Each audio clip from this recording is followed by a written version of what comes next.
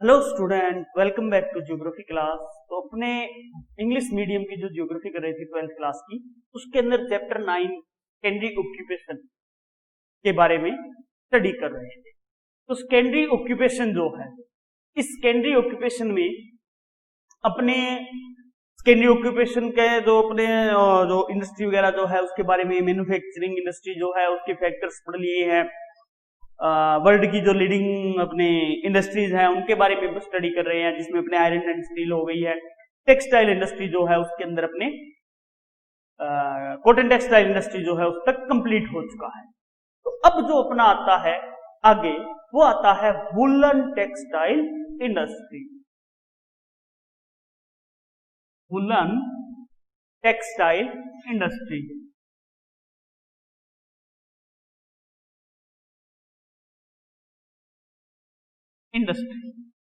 तो woollen textile industry जो है, इस वुलन टेक्सटाइल इंडस्ट्री के बारे में अपने पढ़ेंगे।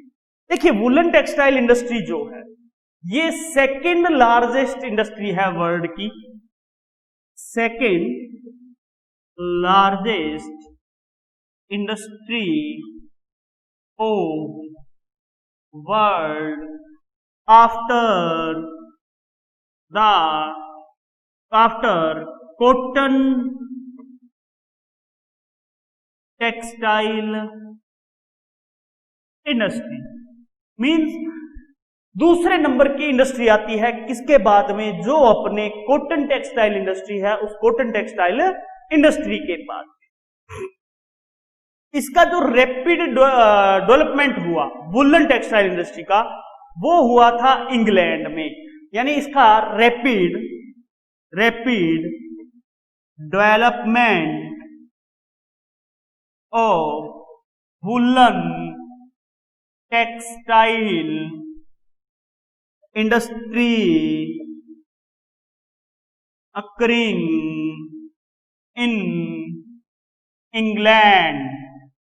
इंग्लैंड के अंदर इसका अपने डेवलपमेंट जो हुआ है वो हुआ in the 17th century. England in the 17th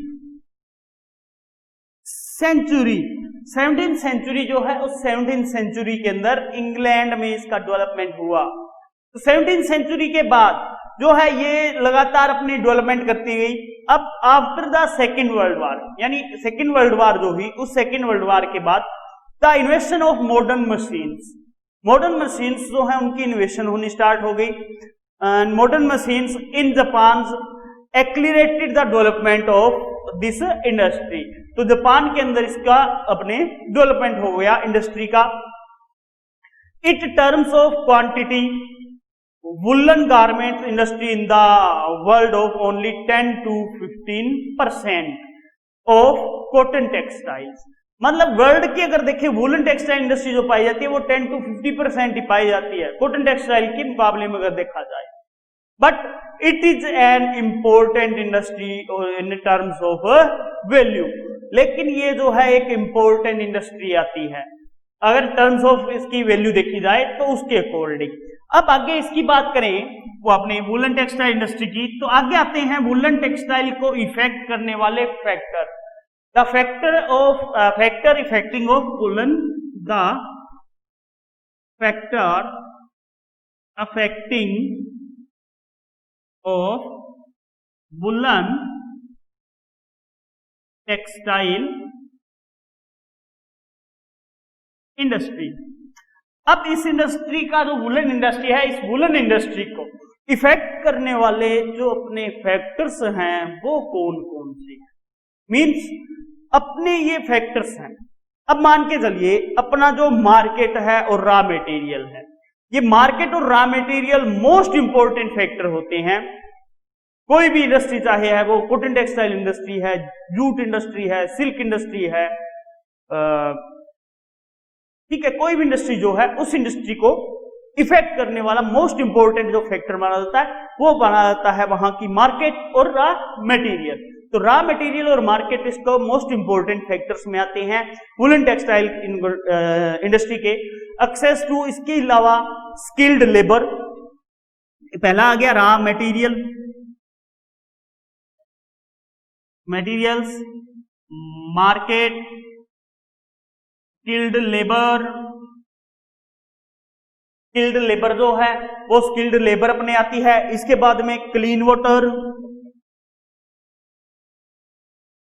clean water supply जो है वो आती है। Availability of resources of power, resources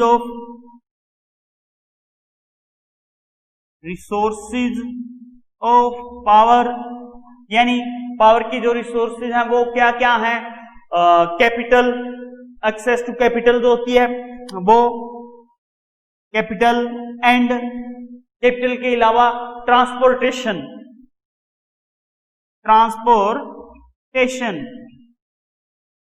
तो ये फैक्टर्स जो हैं अपने इसको इफेक्ट करते हैं वुलन टेक्सटाइल इंडस्ट्री को। तो वुलन टेक्सटाइल इंडस्ट्री जो है इसके इफेक्ट करने वाले फैक्टर्स ये हैं। अब वुलन टेक्सटाइल इंडस्ट्री के अंदर आगे बात करें तो major reasons of woollen textile industry, major reasons of the woollen textile industry, major reasons of woollen textile industry. अब वुलन टेक्सटाइल इंडस्ट्री के मेजर रीजन कौन कौन से हैं? तो देखिए, अगर अपने बात करें वुलन टेक्सटाइल इंडस्ट्री की तो अबाउट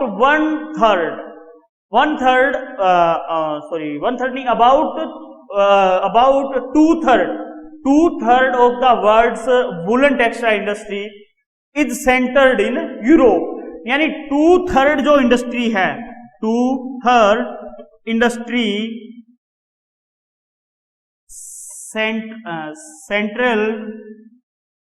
centralized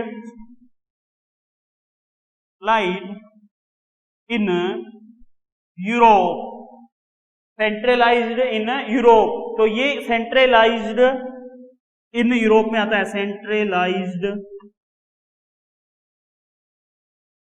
इन यूरोप। तो ये यूरोप के अंदर सेंट्रलाइज्ड है 2/3 industry. At present this industry has grow to more than 40 countries. अब अगर प्रेजेंट टाइम में देखें तो 40 कंट्रीज के अंदर इसका अपने डेवलपमेंट हो चुका है, जिनमें अपने है रसिया, जापान है, चाइना है, जर्मनी है, इंडिया है, यूनाइटेड स्टेट्स है, रोमानिया है, पोलैंड है, ग्रेट ब्रिटेन है। तो ये मेजर वुलन टेक्सटाइल अपने प्रोड्यूसिंग कंट्रीज में आती है। In the main producing countries of the southern hemisphere की जो अपने मेन कंट्रीज है उनके अंदर जैसे ऑस्ट्रेलिया है, न्यूजीलैंड है, साउथ अफ्रीका है, अर्जेंटीना है, यूरुग्वे है, तो वो आती है साउथर्न हेमिस्फीयर की। और वो जो है अपने ओनली 5% जो वुलन गारमेंट्स है उन 5% वुलन गारमेंट्स का अपने जो है प्रोडक्शन करती हैं। तो ये कंट्रीज जो हैं वो warm climate and sparse population जो है पाई जाती है, वहां पर भी ये जो है अपने वर्क किया जाता है। तो ये अपने वुलन टेक्सटाइल इंडस्ट्री कंप्लीट होती है। वुलन टेक्सटाइल इंडस्ट्री के बाद में अगली अपने आती है silk textile industry. Textile industry के बाद अगली जो आएगी वो आएगी silk textile industry. Silk textile industry, देखिए सिल्क टेक्सटाइल इंडस्ट्री की अगर बात करें तो इसका जो अपने फर्स्ट डेवलपमेंट हुआ वो हुआ था कॉटेज इंडस्ट्री के रूप में। फर्स्ट जो है ये developed in cottage industry, cottage industry in China. तो इसका डेवलपमेंट की बात करें, silk textile industry has been developed as the first cottage industry in China. तो चाइना के अंदर हुआ। From here this industry has evolved in other countries of the world. इसके बाद में ये अदर कंट्रीज में हो गई with the invention of automated looms. जब ऑटोमेटेड लूम्स का इन्वेंशन हुआ उसके बाद में it took to from of outer automated industry. तो ऑटोमेटेड इंडस्ट्री में चली गई। Silk cloths have been a luxury of wealthy people since the beginning.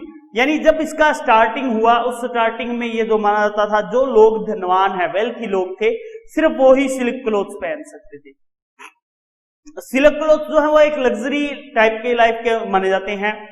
तो इस इंडस्ट्री का जो अपने जो इंडस्ट्री है, इस इंडस्ट्री को अपने ये कहा जाता है भी therefore this industry is a more limited and concentrated industry than cotton textile and woollen textile industry. तो वुलन टेक्सटाइल और कॉटन टेक्सटाइल इंडस्ट्री की बजाय ये जो है मोर अपने सेंट्रलाइज्ड और लिमिटेड इंडस्ट्री के रूप में आती है सिल्क इंडस्ट्री। अब नेचुरल जो सिल्क है, वो नेचुरल सिल्क जो है वो ड्राइव किया जाता है सलाइवा से। तो ये सलाइवा जो होता है अपने एक इंसेक्ट्स होता है जिसको कहते हैं बायोक्सुम, उस बायोक्सुम से किया जाता है। और अब उस बायोक्सुम को क्या करते हैं, this worm which is found on the leaves of mulberry जो होता है, उस मलबेरी की लीव्स के ऊपर ये बोर्न होता है, वहां पर पाया जाता है। और इसका जो सब्सटेंस है वो ड्राइव होता है इसके माउथ से निकलकर इसके ऑल अराउंड बॉडी के ऊपर हो जाता है, ऑल अराउंड बॉडी पे हो जाता है। और ये जो कंडीशन होती है ऑल अराउंड उसकी बॉडी के ऊपर इसका जो सलाइवा है वो चला जाता है, वो कंडीशन इसको कहलाती है कोकून, उसको बोलते हैं कोकून कहा जाता है उसे। The full growth of cocoon is boiled in water and the silk wrapped on its removed and wrapped. और इसको अपने कोकून को बॉइल्ड वाटर में डाल दिया जाता है, उसके बाद में सिल्क जो होता है उस सिल्क को व्रेप्ड कर लिया जाता है, उतार लेते हैं, और उसको फिर एक डिफरेंट जो स्पूल होता है उस डिफरेंट स्पूल के अंदर तैयार किया जाता है। After this silk clothes are made, इसके बाद में सिल्क क्लोथ जो है उनको मेड किया जाता है। It's clear that there are 3 phases of the silk production. Silk textile industry जो होती है उसके प्रोडक्शन के लिए 3 फेजेज होते हैं।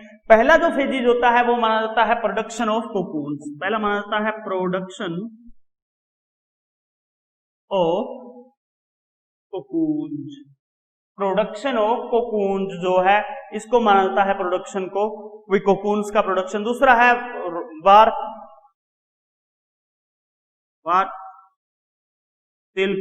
वार्प सिल्क जो है अपने उतार लिया, warp silk thread from cocoons, silk thread from cocoons. उसके बाद में सिल्क जो थ्रेड होता है वो कोकून से बनाया जाता है। इसके बाद आता है weaving of silk garment, third आता है weaving of silk garments. Silk garments जो होते हैं उनको वेविंग कर लिया जाता है, बना लिया जाता है। देखिए, in countries producing natural raw silk in the world, Japan produce around 50%। तो जापान जो है वो सिल्क 50% प्रोड्यूस करता है, चाइना जो है वो 28% करता है नेचुरल सिल्क, रशिया जो है वो अपने 6% करता है, एंड इंडिया जो है वो आल्सो 6% अपने सिल्क प्रोडक्शन करता है। Japan, United State of America, France, China, Taiwan, Germany, England, India जो है are major producer of silk clothes. तो ये सिल्क क्लोथ्स के होते हैं। Nearly 85% of the world's raw silk is produced is the countries of East Asia, यानी 85% जो है वो एशिया की जो कंट्रीज है, उन एशिया की कंट्रीज के अंदर अपने जो सिल्क है वो प्रोड्यूस किया जाता है। तो 85% यहाँ पे प्रोड्यूस करते हैं एशिया में, whereas these countries make up 35% of silk reached. तो 35% ऑफ सिल्क जो है वो रीच्ड किया जाता है। तो अपने 35% of the world silk garment production तो 35% होता है।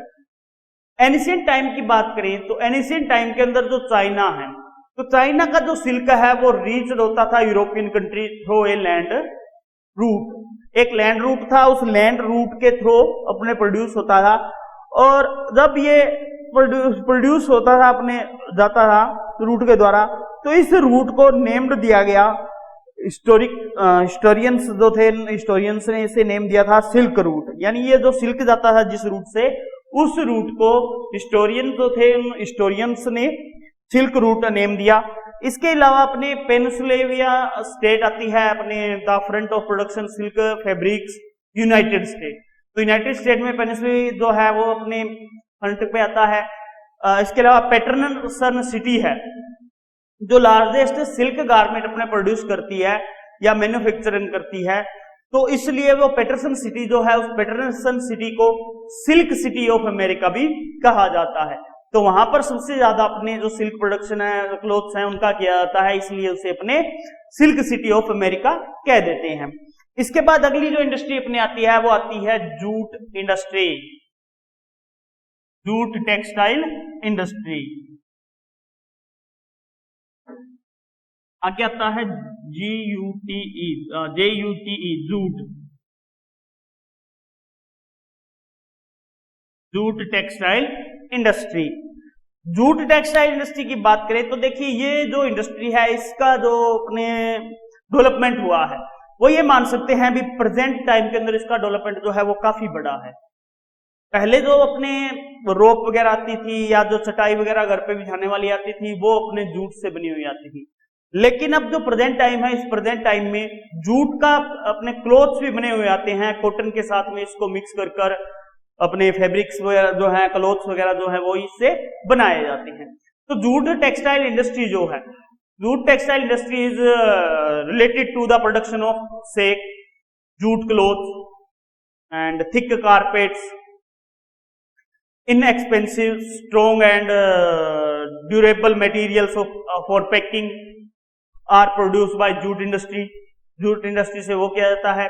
At present, high quality jute is blended with cotton or wool together. जो कॉटन है, वूल है, उसके साथ में इसको बनाया जाता है to make the best quality of in jute cultivation. Jute cultivation किया जाता है जूट का, where it is cultivated in the Brahmaputra valley and deltaic region of Himalaya, Ganga, जो डेल्टिक रीजन गंगा है, हिमालय है, वहां पर किया जाता है। इस इंडस्ट्री का जो डेवलपमेंट है वो India, Bangladesh, Germany, great Britain, France, Italy, Belgium etcetera जो कंट्री है वहां पे हुआ है। इंडिया एंड बेल्जियम, जो बांग्लादेश है, major exporters of jute production. India और बांग्लादेश मेजर एक्सपोर्टर्स है जूट प्रोडक्शन के। क्यों है? क्योंकि ये जो है ब्रह्मपुत्र जो वैली पाई जाती है या गंगा जो है उसका डेल्टाइक जो रीजन मिलता है, उस डेल्टाइक रीजन के अंदर इसका प्रोडक्शन बहुत ज्यादा होता है, तो इसलिए यहाँ पे एक्सपोर्ट जो है वो ज्यादा किया जाता है जूट का। तो इसी के साथ अपना जो ये 9th चैप्टर है वो कंप्लीट होता है। सेकेंडरी ऑक्यूपेशन के अंदर अपने जूट टेक्सटाइल वगैरह जो है सारी कंप्लीट हो चुकी है। अब अपने आगे जो स्टार्ट करेंगे वो 10th चैप्टर जो है वो स्टार्ट करेंगे, चैप्टर 10th चैप्टर जो है वो अपना world transportation, transport and communication से रिलेटेड है। World transport and communication.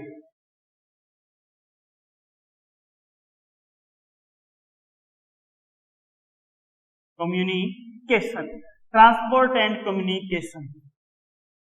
तो देखिए अपने ट्रांसपोर्ट की बात करें तो ट्रांसपोर्ट जो है ये अपने जो टेरिटरी ऑक्यूपेशन जो होता है उस टेरिटरी ऑक्यूपेशन की एक इंपॉर्टेंट इकोनॉमिक एक्टिविटी आती है।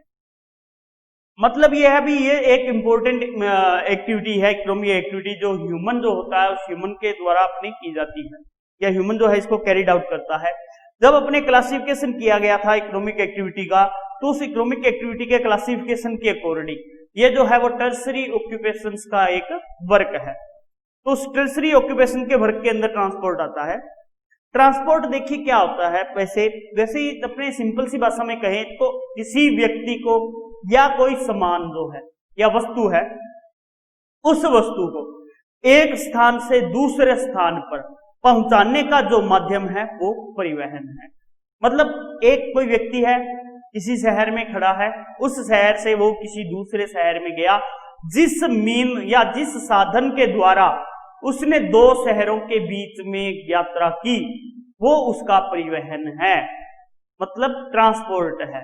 अब ट्रांसपोर्ट की बात करें तो transportation is a transfer of goods और persons from one place to another place by physical medium. तो ट्रांसपोर्टेशन क्या होता है? Transportation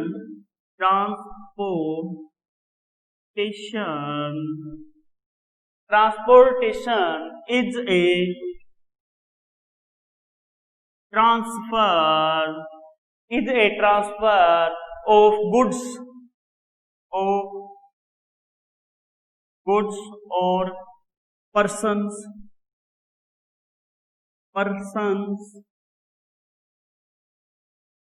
from one place to another place by any physical medium,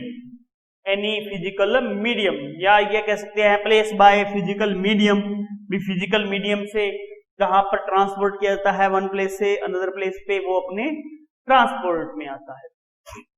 देखिए इन जनरल अगर ट्रांसपोर्ट की बात करें तो in general transport is a service facility for the carries of persons and goods from one place to other place using humans, animals and different kinds of vehicles।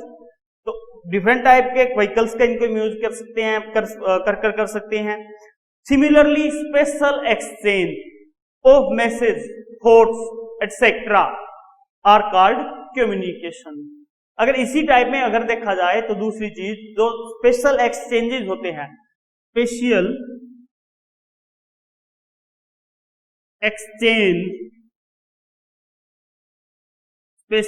exchange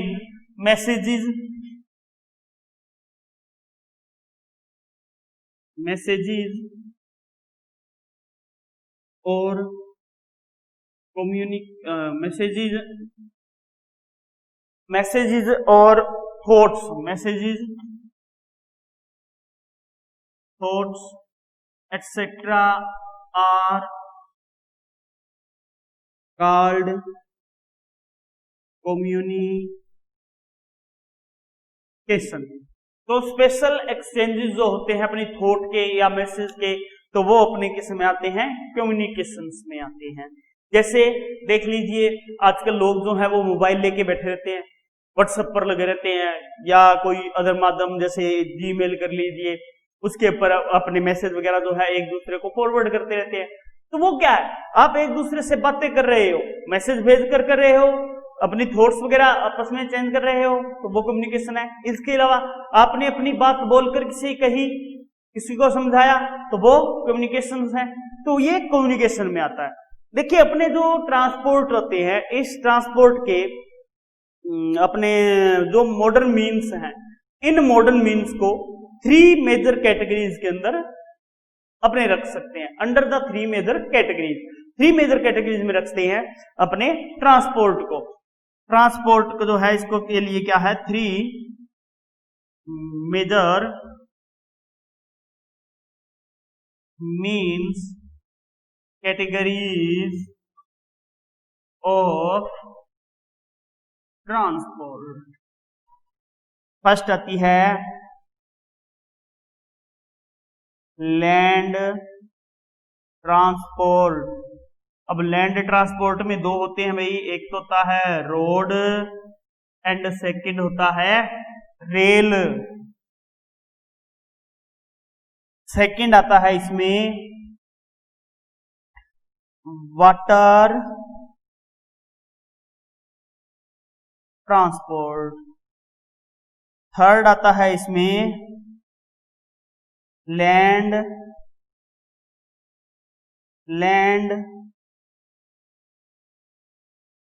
transport. Third आता है इसमें land transport. तो ये अपने 3 category जो है, इन 3 categories में अपने रख सकते हैं। इसके अलावा एक अदर कैटेगरी जो है आजकल चल रही है, वो चल रही है पाइपलाइंस। लाइंस जो है ये एक न्यू कैटेगरी जो है अभी हाल ही के जो ईयर है उनके अंदर लॉन्च हुई है, जिसमें अपने ऑयल वगैरह है, गैस है, वाटर है, इनका अपने जो है पाइपलाइन में किया जाता है ट्रांसपोर्ट। अब जो अपने कोई रीजनल स्ट्रक्चर होती है ट्रांसपोर्टेशन की या ट्रांसपोर्ट सिस्टम की कोई रीजनल स्ट्रक्चर होती है, उस रीजनल स्ट्रक्चर को अपने ट्रांसपोर्ट नेटवर्क कह सकते हैं। जैसे ट्रांसपोर्ट नेटवर्क क्या होता है, मींस यहाँ पे ये बनता है क्वेश्चन भी, what is transport network. Transport network जो है वो चीज क्या है, किस टाइप की चीज होती है ट्रांसपोर्ट जो है नेटवर्क वो है ट्रांसपोर्ट। तो इसमें आता है द रीजनल स्ट्रक्चर ऑफ, यानी कोई रीजनल स्ट्रक्चर होगी ट्रांसपोर्ट की, of transport are kept under the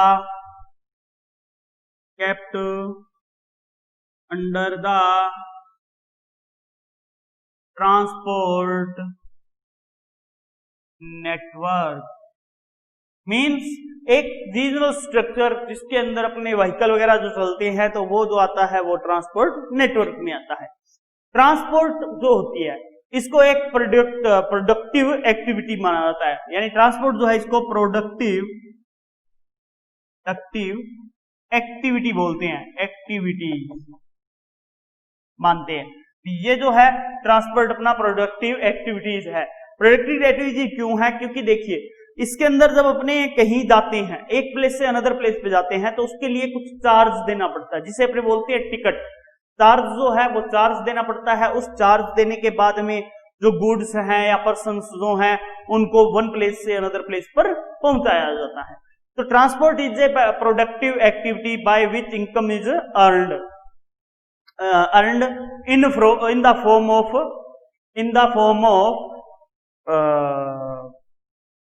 fares charge। एक फेयर चार्ज जो है वो चार्ज लिया जाता है to transport goods and persons from one place to another place, एक प्लेस से अनदर प्लेस पर जाने के लिए। तो इसलिए इसको किया जाता है। देखिए ट्रांसपोर्ट जो होता है, ये ट्रांसपोर्ट हम अपने 3 टाइप से कर सकते हैं। जैसे रोड से, तो प्रोडक्शन जो वैल्यू है ट्रांसपोर्ट की ऑब्टेन्ड जो की जाती है वो अपने इसके द्वारा की जाती है। रूट्स ऑफ ट्रांसपोर्ट जो है वो हमेशा देखिए मेनी टाइप के होते हैं, पास थ्रू होते हैं, लैंड से होता है, वाटर है, एयर है। तो जैसे अपने लैंड से अगर कोई जा रहा है तो उसको लैंड रूट कह देते हैं, वाटर से जा रहे हैं, पास कहीं पे हो रहे हैं तो उसको वाटर रूट कह देते हैं, एयर के अंदर जा रहे हैं तो एयर रूट बोल देते हैं। तो इस प्रकार से ये चलते रहते हैं। तो ये सारे के सारे अपने जो हैं वो कम अंडर इसके कैटेगरी के अंदर आते हैं अपने ट्रांसपोर्ट की। इसके अलावा अगर अपने बात करें ट्रांसपोर्ट की के बाद में, जैसे कम्युनिकेशन की बात करें, तो कम्युनिकेशन जो है उसके अंदर भी अपने काफी डेवलपमेंट हुआ है। और आज के टाइम में जैसे अपने बहुत सी जो कम्युनिकेशन के मीन्स हैं उनका यूज कर रहे हैं, जैसे कंप्यूटर है, टेलीफोन्स है, मोबाइल है, ठीक है। तो ये अपने हो रही है कम्युनिकेशन के लिए यूज। तो इस प्रकार से इनका कम्युनिकेशन से अपने ट्रांसपोर्ट से काफी अपने रिलेशन जो है वो रहा है। अब इस रिलेशन की अगर बात करें तो इस रिलेशन के बाद ट्रांसपोर्ट से, तो देखिए अपने जो रोड ट्रांसपोर्ट है, जो लैंड ट्रांसपोर्ट में आता है, लैंड ट्रांसपोर्ट जो है ये एक मीन बढ़िया मीन माना जाता है, क्योंकि लैंड पार्ट जो है वो व्यक्ति को व्यक्ति से जोड़ देता है। मीन्स भी कम समय, वो कम खर्च के अंदर कम दूरी तय करने का सबसे अच्छा साधन ये होता है, लैंड ट्रांसपोर्ट जो होता है। तो लैंड जो है ट्रांसपोर्ट, इस ट्रांसपोर्ट के अंदर काफी अपने बातें आती है। लैंड ट्रांसपोर्ट जैसे अपने बात करें भी 2 टाइप का होता है, एक तो रोड जो है रोड ट्रांसपोर्ट आता है, सेकंड इसमें आता है रेल ट्रांसपोर्ट। रोड ट्रांसपोर्ट और रेल ट्रांसपोर्ट दोनों ही इंपॉर्टेंट है, लेकिन रोड ट्रांसपोर्ट जो है वो सबसे ज्यादा इंपॉर्टेंट है, क्योंकि रोडें जो है वो रोड जो होती है वो रोड अपने हर एक प्लेस को ज्वाइंट कर देती हैं। रेलवे जो लाइंस होती हैं, रेलवे लाइंस को हर एक जगह पर बनाना मुश्किल होता है, इसलिए रोड नेटवर्क जो है वो सबसे बढ़िया रहता है। और रोड नेटवर्क अगर देखा जाए तो वर्ल्ड के अंदर काफी अपने पाया जाता है, जिससे वर्ल्ड के बड़े बड़े देश जो है वो आपस में जुड़े हुए हैं। तो अपने मोड्स ऑफ इनकी बात कर रहे हैं। अब अगर ट्रांसपोर्ट की मोड की बात करें तो जैसे वाटर की बात करें तो वाटर जो है, ये वाटर का जो शब्द ट्रांसपोर्ट होता है, उसके अंदर सबसे बढ़िया फैसिलिटी ये होती है, वाटर ट्रांसपोर्ट के अंदर अपने को रूट वगैरह बनाने की जरूरत नहीं पड़ती। वहां पर नेचुरल रूट होते हैं, या नेचुरल जो रूट मिलते हैं वो नेचुरल रूट पाए जाते हैं। उन नेचुरल रूट पाए जाने के कारण वहां रूट नहीं बनाने पड़ते, उस रूट के ऊपर एक्सपेंसिव नहीं पड़ता है। ठीक है। और जैसे एयर की है बात करें तो एयर के अंदर भी जो है रूट जो है नेचुरल रूट है वो मिलते हैं, तो उसके ऊपर भी एक्सपेंसिव नहीं पड़ता है। तो इस प्रकार से अगर देखें तो अपने चलता है। अब आगे एक बात कर रहे हैं अपने ट्रांसपोर्ट के बाद में अपनी जो बात आएगी वो आएगी लैंड ट्रांसपोर्ट की। लैंड ट्रांसपोर्ट, अब लैंड ट्रांसपोर्ट की बात करनी है अपने। लैंड ट्रांसपोर्ट, लैंड ट्रांसपोर्ट, तो अपने जो लैंड ट्रांसपोर्ट है, इस लैंड ट्रांसपोर्ट के लिए आपको नेक्स्ट क्लास जो है उसके अंदर बताया जाएगा। आज के लिए इतना ही, धन्यवाद।